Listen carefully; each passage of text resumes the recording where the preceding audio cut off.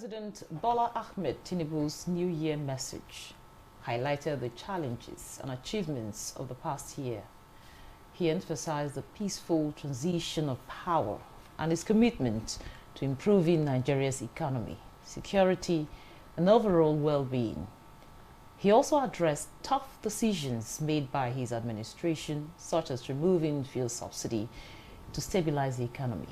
He outlined plans for infrastructure development, including electricity supply, agricultural growth, and reforms to enhance the business environment. He noted that the 2024 budget focuses on defense, job creation, economic stability, and social welfare. President Bola Ahmed Tinubu also stressed his dedication to reducing inequality and ensuring equal opportunities for all Nigerians. He called for unity among citizens, irrespective of political differences, to work together for Nigeria's progress and prosperity. Therefore, in tonight's episode of Nigeria Today, we shall be delving into matters of significant concern as regards the President's New Year message and how best to implement the outlined plans for the year 2024 to the benefit of all Nigerians. Happy New Year, and thanks for joining us. I am your carrier, Clinton, and welcome to the first episode of Nigeria Today in the year 2024.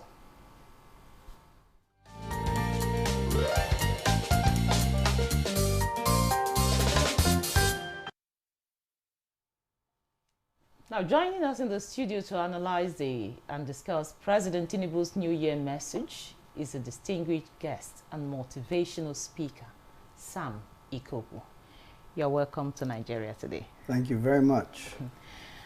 And also joining us in the studio is another distinguished guest, a regular face of the program, and just like the first guest, he's also a friend of the house. He's a legal practitioner and a public affairs analyst, Abubakar Ahmed Tanimu. Welcome to Nigeria Today. Thank you for having me. Always a delight. It's quite remarkable to have you as my first guest for the year 2024. I appreciate that. Okay, so I'll start with you, Sam. Now, how would you assess the overall tone and the New Year message of President Bola Ahmed Tinubu? Well, thank you for that, and Happy New Year to all Nigerians. The President's speech was pretty well balanced, I believe. He tried to cover all the critical grounds as much as he could during the speech. But I think what stood out for me was the tone. I think we're beginning to see, or government is beginning to see, the need to really address the populace from their concerns rather than talking over their heads. I felt it was a pretty good speech altogether. It's a tough time for the government to engage with the people, but I think he did a pretty fine job as far as the overall speech went itself. Okay, and Tanimu, during the speech of the president, of course, he mentioned the problem that we are so conversant with. We are so it's so common, the removal of the fuel subsidy, the impact. Now, how would you, what was, will you say, its most significant, or how would you assess the impact of these fuel subsidy on Nigerians? And of course, the efforts that the government has been making to mitigate the effect. Truth be told, there's no point beating around the bush. The obvious reality of all Nigerians, we are seeing the effect of the fuel subsidy removal, and it has its attendant effect on other facets of the economy. Right now, a lot of Nigerians, both those that we think they have, the middle class and the downtrodden, we are in a complete state of quagmire. A lot of people cannot afford the basic necessity of life, feeding, accommodation, decent wages in terms of salary, decent income from businesses. They've all practically crumbled. During this festive time, I can assure you, a lot of people could not travel, a lot of people could not celebrate the way they used to celebrate. I know you know the cost of a bag of rice going for as high as 65,000 naira. I happened to travel to Kaduna, and a friend of mine told me that almost the entire people in this local government, Giwa local government, they've been completely ransacked, that to the extent that they can no longer continue their daily subsistence of just even walking around, engaging in farming, engaging in trade. We have all this that is prevalent all over, and you can't go to any bank and make withdrawal of 100,000 as it is today. So what other indication do we need to reflect on to know that the government consistently have not gotten it right in terms of policy? But again, Tanimu, sorry to stop you, to cut you there. You said a lot of people could not travel. Sure. But the government did something about that, and quite a lot of people. I had some persons in the program that did an evaluation, yes, of people traveling, and they said a lot of people traveled. You see, most of the speeches and the promises that the government have been making over the years, because it has been consistently not have been fulfilled, even not up to 50%. So most people take these high-sounding speeches with a pinch of salt. Even this intervention by the government, a lot of people were skeptical. They don't know what will happen if they maybe travel to their villages and they will not be able to come back to and if you look at it, it's more or less a cosmetic approach. It naturally cannot go round. So a lot of people still could not travel. I can tell you for free. But at least it was an effort. You see, why not empower people to be able to do the basic things that they used to do? Okay, Tanimu, we'll get to that. Now, back to you, Sam. What do you feel is the mood of the people as regards the president's, New Year message? Well, the mood of the people regarding the message, I wouldn't be able to judge that because I know many Nigerians have stopped listening. But if I'd rather address the mood of the people towards the policy changes or the strategies the government is putting in place. But concerning the speech, like I said, for the few who listened, it was balanced. Whether it will lead to results is something we're all still waiting to see. But I think he did pretty well in the speech itself. Okay, still on you, Sam. During the message, the president made a comment. He said, we are co-heirs. No, in relation to what you're saying, he said, we are co-heirs to the commonwealth of the nation. Now, how can the present administration make the people believe this? Because quite a lot of persons are like, oh, it's the government thing. They believe so much that when you say commonwealth, they say it's the government's thing. We are here, we are there. They are there, we are here. So how can they make the people believe that we are co-heirs, to the commonwealth of the nation? Well, I think the more the government tries to make the people believe, the harder it is going to get for government. What I think government should do rather is to address critical issues. All of us are Nigerians. We know that there was a need for a correction in the economy. We knew from well before the last administration that things were going wrong. We knew that a day would come when correction would be needed. When do we want that to happen?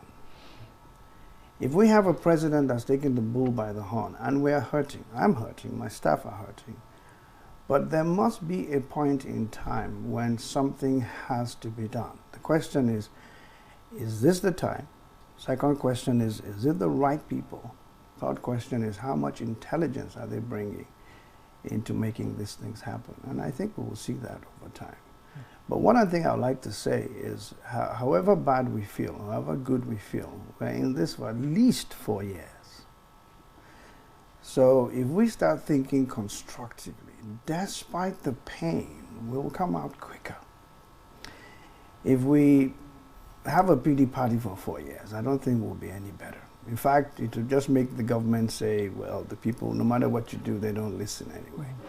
So I think both parties must come together, the leaders and the people. The leaders should continue to be frank and honest and show us they mean what they're saying by their behavior, the way they spend money, the way they use money. I was not particularly pleased with the items in the budget. Now, it's too late for change for Nigeria. We don't need change. It's too late. What Nigeria needs is transformation. And the leaders have to know the difference.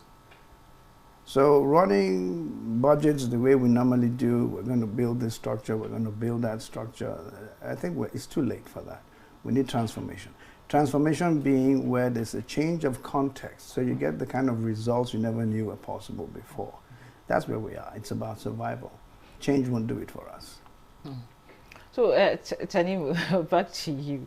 Now, what is your impression of the President's plan for infrastructure development? Because he talks so much about what his administration is doing to ensure that we have this, especially in the power sector. So what's your impression of that?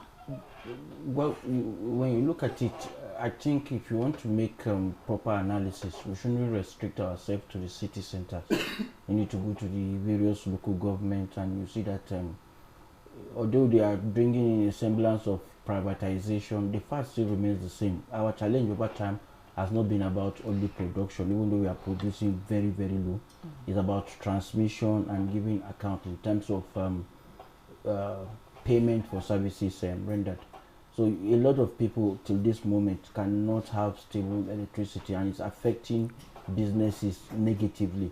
Before now, the alternative was to resort into a personal generating plant, and now the prices of petroleum products, diesel, the normal PMS, they've all gone up. So it means a lot of businesses have actually closed. They are no more in business. Others have tried other things.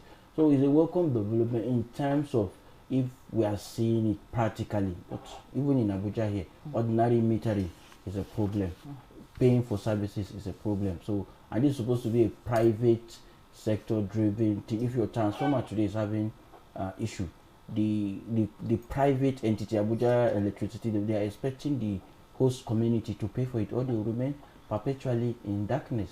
In other clime, no matter the situation, nobody will take you off the national grid for whatever reason. The issue will be resolved, but you remain connected because they know the importance that is placed on sustainable power.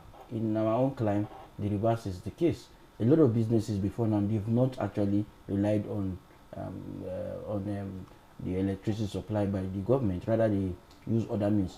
We encourage other states, since that has been liberalized, the question that we should be asking, has that been translated into action?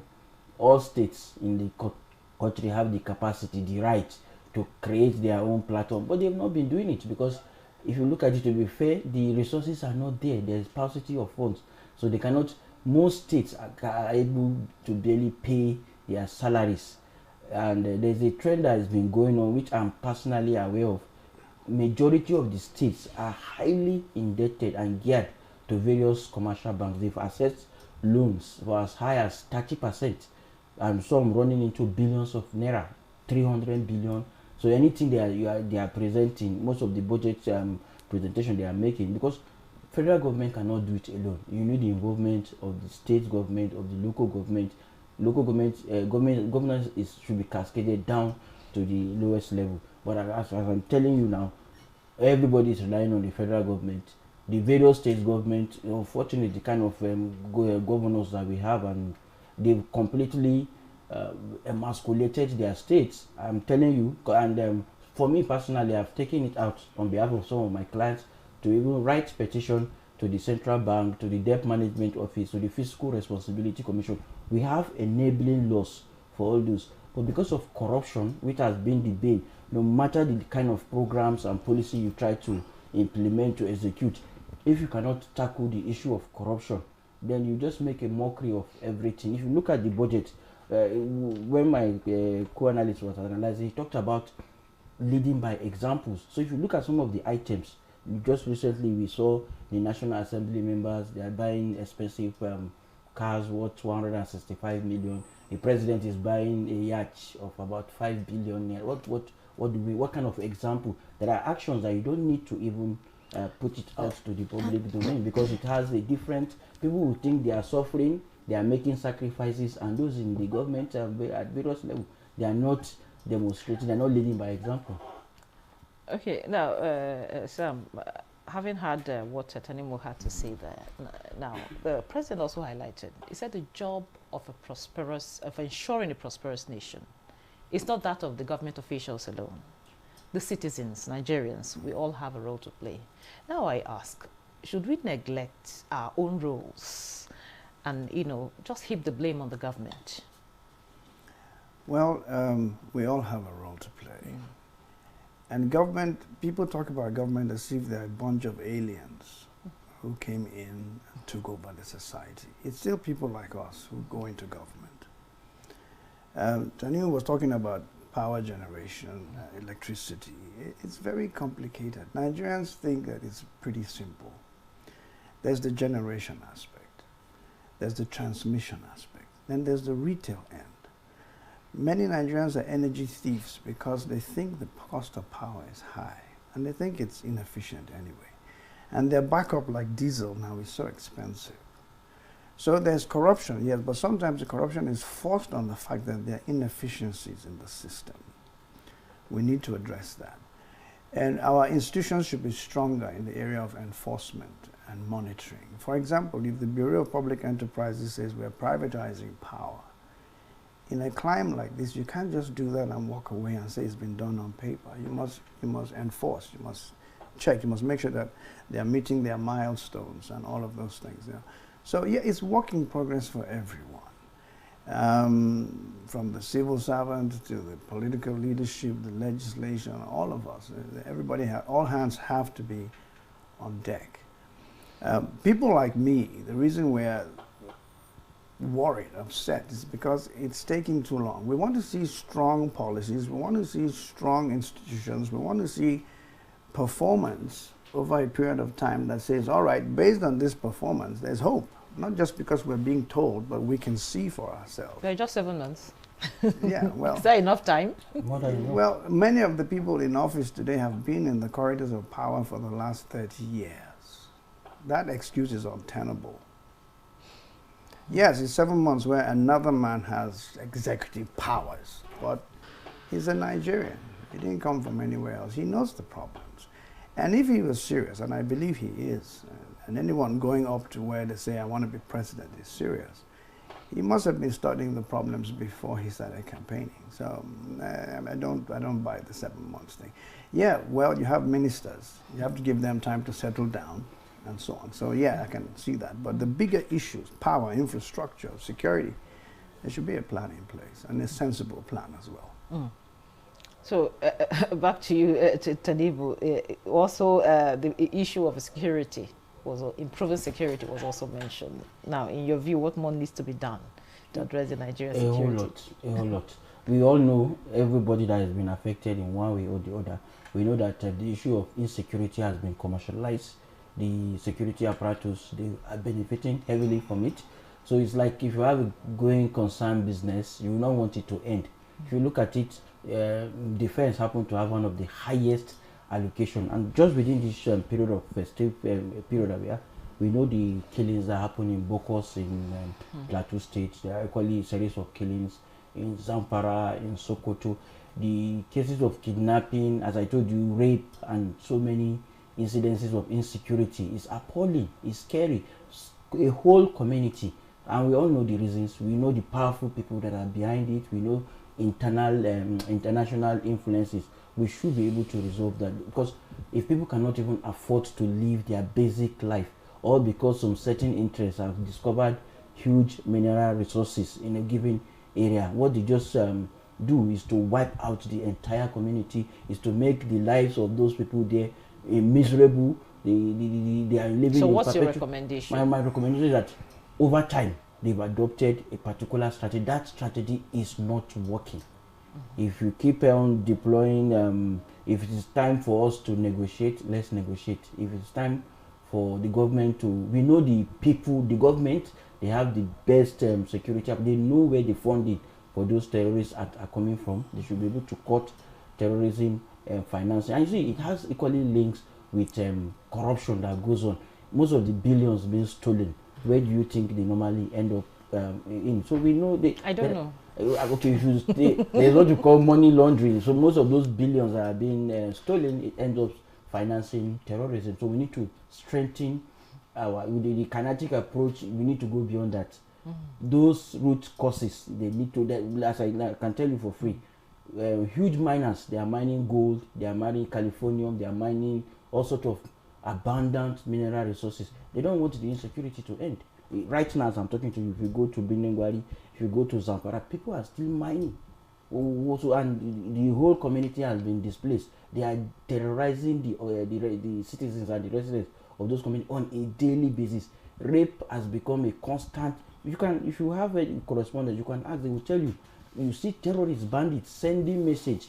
They want certain number of abductees that should be brought to them for their satisfaction. And all these things. So you now ask, what is the value of the lives of the average Nigerian? It appears that the government does not have, does not place that much of a value. If 165 people can be bombarded out of existence, tomorrow you have another number of people being killed. And for now, if you notice, it has now become a norm. People just take it, oh, it's the numbers that we normally talked about. Okay, it is 100 today, it is 80 today, it is... Kidnapping has become a norm everywhere you go. It's not something scary anymore. I don't think a lot of Nigerians are even confident to move around. You cannot travel freely to the various states. So how do you expect businesses to thrive when you know that if you travel down to Zamfara, you'll be kidnapped? If you go to Katsina, you'll be kidnapped. Any traveling, any journey you are embarking on, not the bad roads alone, you are even scared of engaging in any activity. It's scary. But I think that's a work in progress. The timing is it's taking a long period of time. So, Sam, now considering the President Tinubu's political history and his and this address, how do you perceive his leadership style and his priorities for Nigeria's future? Well, that's a difficult one because all I know about President Tinubu is what I see. You know, I was in Lagos when he was governor. There was an uptick in performance and all of that. I would say that compared to General Buhari, he has a more hands-on approach. I think that's important. Our people are not mature to the point where you can leave them with big assignments without supervision. And the president has to remember that it's his name on the door, the buck stops on his table, and things need to get done. But if you don't mind, I'd like to address a little bit about the security issue that was discussed. There's a saying that's attributable to late General Abacha. I didn't hear him say it myself, so I don't know. With social media these days, it says when insecurity persists for more than 24 hours, the state is involved. I don't think that terrorism is a factor of production where exploitation of solid minerals is concerned. There are countries like South Africa, Ghana, all over the world. They exploit minerals. They do that legally. Everybody gets wealthy. The communities do well. Why should our own be different? What does government have to put in place? Is it that they have to make getting the documentation easier, make export of minerals easier? Does government have to come in and help with some stopgap facilities to add value to the minerals before they're shipped out? Something has to be done. I don't think that the blood of innocent people is a factor of production. Thank you very much. That's at this point we'll wrap it up on Nigeria Today. We want to appreciate our guests for their time and their expertise. A very thank you to Sam Ikoku, the motivational speaker. Thank you so much for coming on the program. And of course, Tanim, a legal practitioner and a public affairs analyst. Thank you so much for coming to the program. And thank you for being part of the program. Don't forget, Nigeria Today is weekday at 7:30 p.m. on NTA News 24. You can also watch these and other episodes on www.youtube.com/NTA News 24 Hub. Once again, thank you for watching. I am your carrier, Clinton. Goodbye.